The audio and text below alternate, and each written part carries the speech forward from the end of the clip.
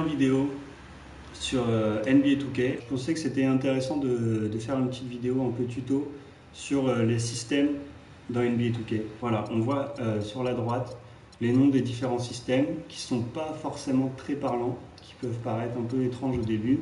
Et c'est vrai que ce que j'avais tendance à faire, en tout cas avant, parce que je pense que c'est le cas de pas mal de monde, c'est tout simplement de lancer un système un peu au hasard, sans trop savoir ce qu'il allait faire, et espérer qu'il se passe un truc comme par magie, et d'avoir des solutions.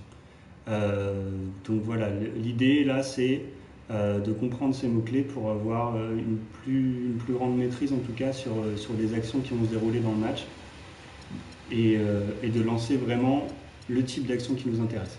Donc on va commencer par le premier ici, qui est tout simplement ISO, qui est très parlant. C'est une isolation tout simplement, une situation d'isolement sur le côté, en haut, pour les joueurs qui aiment jouer en 1 contre 1 avec des joueurs avec des dribbles assez efficaces comme Stephen Curry ou des James Harden, des choses comme ça. Ça va être très efficace. Donc c'est assez parlant. Deuxième type de système, les types Fist, qui sont beaucoup moins parlants au premier abord et qui sont tout simplement des systèmes à base de pick and roll. Donc on va avoir plusieurs choses, on peut avoir du mouvement avant, etc. Il n'y a pas de souci, mais on sait que ça finira toujours sur du pick and roll. Donc voilà pour ce qui est des deuxièmes types de systèmes. Troisième type, le type punch, qui est souvent lié au pivot ou aux ailiers un peu costaud, on va dire, un peu physique, comme le LeBron James ou Carmelo Anthony, qui aiment beaucoup jouer en poste bas et jouer sur leur physique et prendre l'avantage sur l'adversaire. Voilà, c'est ça, punch, l'action en poste bas, isolé d'un côté, avec de l'espace pour jouer là 1 contre 1. Voilà, très typique du jeu intérieur. Toujours sur le jeu intérieur, on a les systèmes de type high, qui sont là plus en général pour des ailiers forts, qui aiment jouer au poste haut, qui aiment shooter un peu, donc des LaMarcus Aldridge, des Dirk Nowitzki, qui vont pouvoir ici jouer en 1 contre 1, shooter, distribuer le jeu. Donc très bonne position pour ces joueurs. On a ensuite les actions de type cut, qui sont tout simplement des actions de drive vers le panier, qui vont permettre à des joueurs de sortir d'écran et d'aller attaquer le panier, donc pour des ailiers ou des intérieurs qui ne sont pas forcément des grands shooters, mais qui sont assez athlétiques. Ça nous donnait des solutions de panier facile sous l'anneau, ou parfois des solutions de alley-oop même avec certains joueurs. Donc voilà, c'est ce type d'action qu'on recherche. Ensuite, une nouveauté, il me semble, alors je dis peut-être des bêtises, mais il me semble que c'est une nouveauté dans NBA 2K16, c'est les actions de give, qui sont tout simplement des systèmes basés sur le main à main. Donc on aura souvent une action d'un joueur qui pénètre vers l'aile avec l'ailier qui cut derrière et une passe main à main pour ensuite un jeu en isolation ou en écran. Et enfin, les deux derniers types de systèmes qui sont très similaires sont les systèmes floppy et quick, qui proposent tout simplement ce qu'on attend un peu des systèmes de jeu au départ quand on en lance un, c'est d'avoir du mouvement des joueurs sans ballon, des pauses d'écran, des démarquages et des solutions de tir extérieures, à mi-distance ou à 3 points selon les joueurs. Et voilà, c'est vraiment ce que proposent ces types de systèmes. On voit bien ici l'écran à l'opposé avec l'ailier qui se démarque pour un shoot à 3 points. Et la différence un peu avec floppy, c'est que quick va en général proposer, ça n'a rien à voir avec la vitesse, c'est tout simplement des solutions d'écran sans la balle, et on va avoir des solutions orientées sur un joueur à la fois, alors que floppy, on le voit ici, va démarquer 2 joueurs de chaque côté du ballon en général, ce qui va nous permettre d'avoir différentes solutions et de s'adapter également en fonction de ce que la défense fait. Voilà, donc c'est surtout ces mots-clés qu'il faut retenir. Le reste n'est pas très important pour l'instant. Je ne vais pas rentrer dans les détails parce que ce n'est pas le but de cette vidéo, et également parce que je ne les maîtrise pas totalement non plus. Mais voilà, on sait que les autres mots-clés vont nous donner quelques indications. Notamment, on va avoir swing, qui est ce mouvement de transfert de balle d'un côté de l'aile jusqu'à l'autre, qui est assez récurrent dans les systèmes. Les numéros sont en général tout simplement les numéros liés aux joueurs qui vont être impliqués dans le système. Alors c'est pas leur numéro de maillot, c'est tout simplement 1 pour le meneur, 2 pour l'arrière, 3 pour l'ailier, 4 l'ailier fort et 5 pour le pivot. Voilà. Mais ce qu'il faut vraiment retenir pour un petit récap rapide: ISO pour l'isolement, Fist pour le pick and roll, Punch pour le jeu en poste bas, Eye pour le jeu en poste haut, on a Cut pour les drives vers le panier en sortie d'écran, on a Give pour l'action de main à main, et Quick et Floppy pour les écrans non porteurs et des marquages sur les shooters. Donc ce que je vais faire sans plus tarder, c'est que on va passer à un petit match d'entraînement. Je vais garder les Warriors parce qu'ils ont tous les types de systèmes de jeu. Ça, je suis assez sûr de moi parce que c'est les systèmes qu'on vient de voir. Et voilà, l'idée c'est d'avoir des exemples un peu plus concrets là, sur le terrain, voir comment ils se matérialisent, et d'avoir une vision un peu plus concrète de ces systèmes en cours de jeu, des mots-clés, vraiment constater ce qu'ils veulent dire, ce qu'ils amènent dans chaque système. Et voilà, et montrer un peu la configuration aussi qu'ils utilisent en mode entraînement pour justement pouvoir appréhender un peu ces systèmes. Et également les paramètres que j'utilise quand je suis en situation de match un peu plus classique. Voilà, donc ce qui nous intéresse nous surtout, c'est dans paramètres du coach. Prévision attaque, là je mets sur tactique utilisateur uniquement, tout simplement pour avoir, je crois que c'est le paramètre par défaut d'ailleurs, pour avoir les affichages des tactiques que je lance manuellement.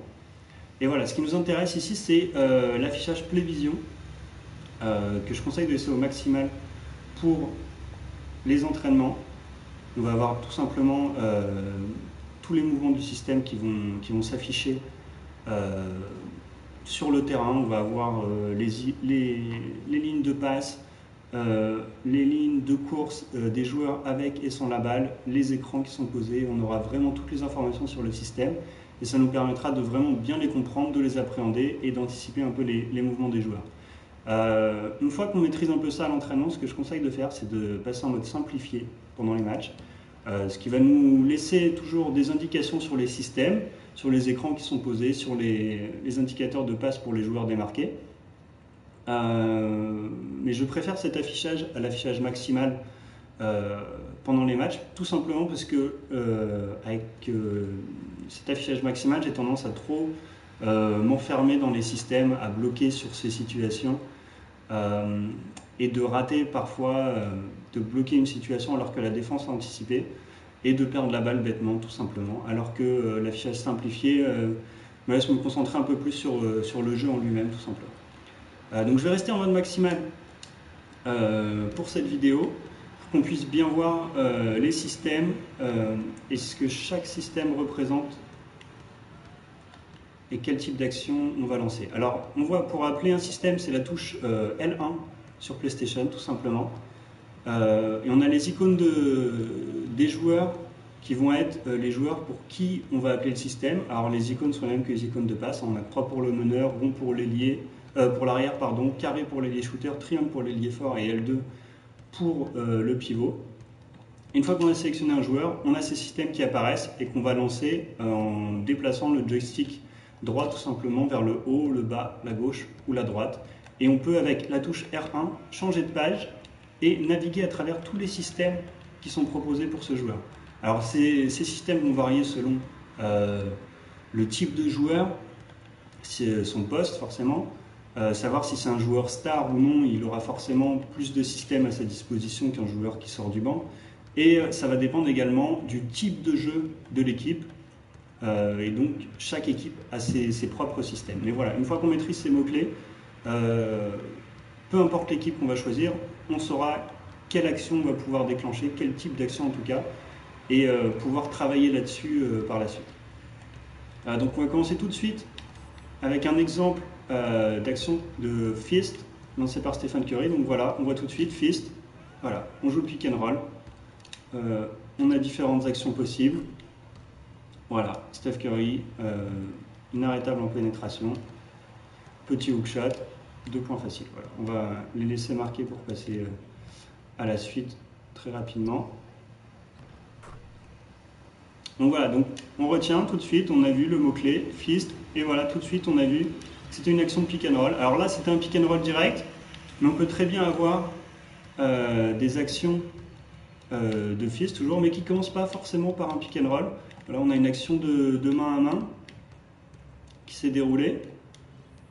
Et, pardon, j'ai coupé, j'ai complètement raté le système. Je vais le relancer très rapidement parce qu'il est pas très compliqué. Voilà, une fois qu'on connaît, on a Draymond Green, on a une action de main à main, donc ce qui est typique du give normalement. Et voilà, on finit, fist, on finit par le pick and roll. Tout simplement. Donc voilà, pick and pop de Draymond Green qui peut revenir pour shooter. Et voilà, on a une solution en plus. Donc voilà, fist, c'est pas forcément comme un simple pick and roll qu'on va appeler manuellement. Voilà, on peut avoir du mouvement avant, ce qui va nous libérer un peu d'espace pour jouer le pick and roll justement, et avoir différentes solutions. Notre type de système très typique des meneurs, Stephen Curry, on voit isolation, tout simplement. La isolation en poste haut. Et voilà, on a vraiment tous les joueurs qui s'écartent, et c'est à nous de jouer le 1 contre 1 après, selon l'espace qu'on a. Alors je ne maîtrise pas très bien les dribbles, en plus je suis en Hall of Fame, donc la défense anticipe très très bien. Mais voilà, l'idée c'est de comprendre, isolation, je suis tout seul, je joue mon 1 contre 1. Alors vu que Stephen Curry est un shooter, il a effectivement aussi quick et floppy comme on parlait avec les systèmes qui permettent de le démarquer en sortie d'écran pour un shoot. Mais on verra ça avec un autre joueur plus tard. Dernier exemple avec Stephen Curry, les actions de give. On va voir que dans ces systèmes, on aura toujours à un moment une action de main à main qui va nous offrir une solution. Là, on voit Andrew Bogut qui pénètre. Ah, il y avait une passe directe, mais que j'ai voulu trop forcer. C'est ce que je disais avec l'affichage maximal, j'ai tendance à forcer les choses. Dès que je vois une indication sur le système, je la lance, alors que c'est pas forcément la solution adaptée. Voilà, on va recommencer. On va lancer un give. Alors je ne sais pas si c'est le même système que j'avais lancé, j'ai fait n'importe quoi pour le lancer justement. On va vite recommencer. Voilà, j'ai un peu de mal à me concentrer avec cet affichage. On va recommencer une dernière fois pour donner l'exemple de ce système quick. Voilà, donc, on commence avec Klay Thompson. J'ai appelé le quick pour Steph Curry. Donc voilà, swing, on a bien vu encore cette action de transfert de balle. Et voilà, on a le main à main ici avec Steph Curry qui peut tout de suite pénétrer sur cette action, sur le démarquage, fin de pique, et on a le main à main qui se fait tout de suite. Donc ça offre encore d'autres solutions. C'est des actions très typiques des meneurs. Fist pour les pick and roll, ISO pour l'isolation, jouant en contre 1 sur les meneurs qui sont très forts en dribble avec des Kyrie Irving, des Steph Curry. Et on a également give pour le main à main. Alors ensuite, je vais passer à Klay Thompson et on voit tout de suite Klay Thompson, shooter. On a tout de suite en proposition floppy et quick qui permettent de démarquer les shooters comme on disait. Donc on va voir tout de suite la différence. Ça va être assez frappant. Je vais lancer floppy. On va voir que, alors si la défense anticipe, ils ne seront peut-être pas forcément très synchronisés, mais on va avoir deux ailiers qui coupent en bas et qui vont remonter sur les côtés. Voilà, on a les deux solutions de passe qu'on voit s'afficher. Et voilà, Klay Thompson qui revient, qui shoot en sortie d'écran. J'étais pas du tout démarqué, mais voilà. Le mouvement de floppy, c'est ça, c'est d'avoir des écrans de chaque côté et des joueurs qui vont essayer de se démarquer avec la prise d'écran. Et la différence, on va voir tout de suite, avec le quick swing, c'est qu'on va avoir tout simplement, donc à nouveau, ce mouvement de swing, donc de transfert à l'opposé, un pick and roll, et on va voir l'écran qui se fait à l'opposé sur le shooter pour le démarquage, et voilà, et un shoot ouvert pour Klay Thompson. Donc c'est vraiment ce type d'action qu'on cherche à avoir avec les shooters, à les démarquer, à les mettre en bonne position de shoot ouvert et sanctionner la défense. Donc voilà pour ce qui est des actions de type quick et floppy. Je vais passer à Andrew Bogut pour montrer les types cut tout simplement. qui sont les actions de drive vers le panier en sortie d'écran.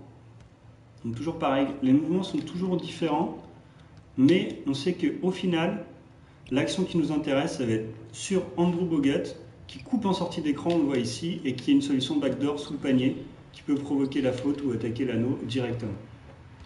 Donc voilà, c'est un exemple très typique des actions de cut. On a toujours un joueur qui vient couper un peu ligne de fond en sortie d'écran, qui va vers l'anneau. On va avoir des solutions soit de passe directe sous l'anneau comme on l'a vu, ou de alley-oop selon les joueurs. Voilà, c'est quelque chose d'assez efficace aussi. Et on a également ensuite, je vais montrer plutôt avec Draymond Green pour rester dans les intérieurs, le chip high qui est tout simplement le jeu en poste haut comme on l'avait dit. Donc là le swing se fait par dribble au début et le transfert de passe. Et on va avoir Draymond Green voilà, qui flash au poste haut et qui va pouvoir jouer son 1 contre 1 tranquillement, plus rapide que Kevin Love. Et voilà. Donc c'est très intéressant de savoir ces mots-clés, puisque après, effectivement, on voit là, s'il y a un joueur qui est plus rapide à l'intérieur que son défenseur, on peut jouer là-dessus, sur de l'espace, on prend de vitesse, et ça nous fait 2 points faciles sur le panier, tout simplement. Alors, une autre action typique des intérieurs, que je vais remontrer avec Andrew Bogut, c'est les actions de punch. Punch strong, en général, sont vraiment très typiques de ces actions. Et on va avoir, tout simplement, un mouvement des joueurs qui va libérer un côté au poste bas, et voilà, on a largement la place, là on a le mismatch en plus sur Smith, et voilà, on joue 2 points faciles pour Bogut au poste bas, qui était tout seul, qui peut vraiment jouer son 1 contre 1.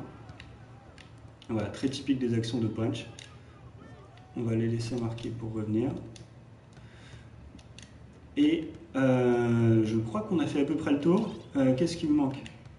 Isolation on a fait, fist on a fait, punch on a fait, floppy on a fait. Est-ce que Klay Thompson a une dernière solution pour nous? On l'a déjà vu. Draymond Green, quick fist, high cut. On les a tous vus. Donc voilà, pour résumer, isolation, fist pour le pick and roll, give pour le main à main, cut pour la coupe vers le panier, punch et high pour respectivement le jeu en poste bas et en poste haut pour les intérieurs, et enfin quick et floppy pour les démarquages des shooters. Donc voilà, je vais vous laisser là-dessus. J'espère que cette vidéo a été utile pour vous. En tout cas, c'était le but. Je vais sûrement mettre cette vidéo sur YouTube. Donc voilà, si vous avez des questions qui restent un peu en suspens ou d'autres points que vous aimeriez voir abordés, n'hésitez pas à le dire. Si j'ai fait des erreurs dans cette vidéo aussi, n'hésitez pas à le dire. Et voilà, j'essaierai de refaire peut-être une prochaine vidéo avec plus d'informations ou d'aborder un sujet totalement différent. Et j'espère voilà, apporter un peu d'aide à ceux qui cherchent un peu à comprendre plus ce fonctionnement des systèmes dans NBA 2K, cette intelligence artificielle qui était vraiment poussée depuis quelques années et qui continue de s'améliorer tous les ans pour une vraie simulation de basket. Voilà, c'est très intéressant pour les amateurs de basket. Et quand on commence à jouer, c'est toujours appréciable de maîtriser un peu ces systèmes et d'avoir une impression de contrôle encore plus global sur le jeu de notre équipe, et vraiment d'utiliser chaque atout de l'équipe à son meilleur, et de remporter le plus de matchs possible forcément. Voilà, c'est tout pour moi et à bientôt.